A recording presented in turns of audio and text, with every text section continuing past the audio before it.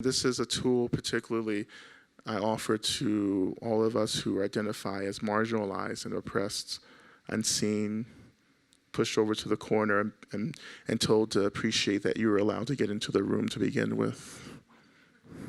You know, I'm sure no one has had that experience ever. You know, but how are we asked as a form of liberation to start leading with our hearts? You know, how do we start admitting and articulating the pain, the distance, the hopelessness? How do you start articulating this utter way in which we're erased? You know, how do we begin to articulate the ways in which acts of microaggression over and over again begin to traumatize us over and over? You know, how do we continue to lead with our heart when our friends do not believe how difficult it is simply to be somewhere?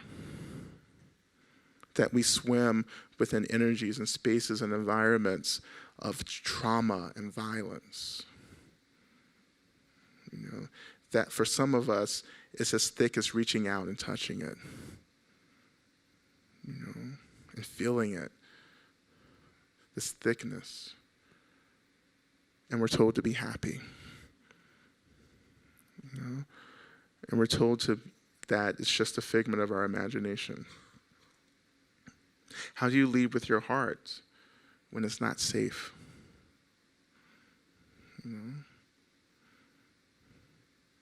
And for some of you, you know, you may not understand this at all, you know, and that's fine. You know, that's totally fine because I'm not necessarily talking to you right now. And I don't want you to be offended because I didn't mean it in offense. You know, I meant that like everything isn't for you to hear. Who saw Black Panther? Yeah.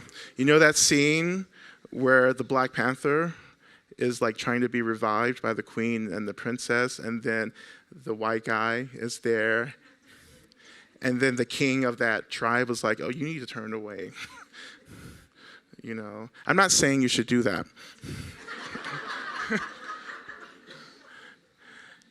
There's a way in which we begin to turn into witnessing and being with other people's pain that we don't actually understand, in a way that we don't like intervene and disrupt the embodiment of that.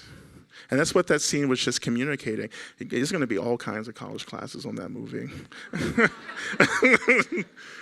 You know?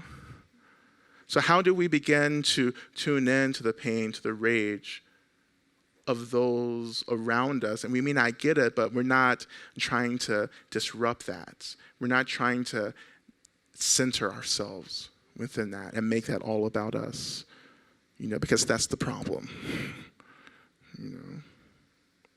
So I'm pissed off about that as well. You know, I'm angry about that. You know, I'm not interested if you're angry either about this. You know, I'm not talking about the violence. I'm just actually talking about me. I'm not interested if you're upset about what I'm talking about. You know, that's what love is.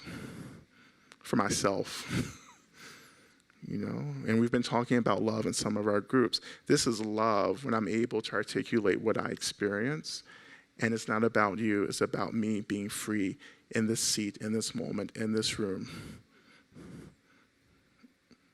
That's what Reverend Angel does every time she gets up, you know, and that's what she taught me, how to be free by simply naming where I'm at and not trying to do your caretaking, you know, right? You know, some of us are real tired, trying to be with our trauma and then trying to make sure everyone else is comfortable with our trauma. So you should let that go. You know?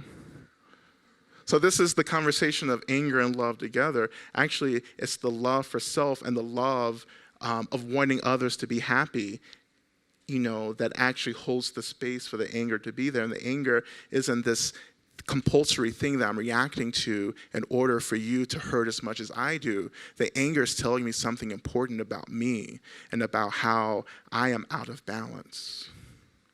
But beneath that, the love is helping me to move beneath the anger to sit with my basic woundedness,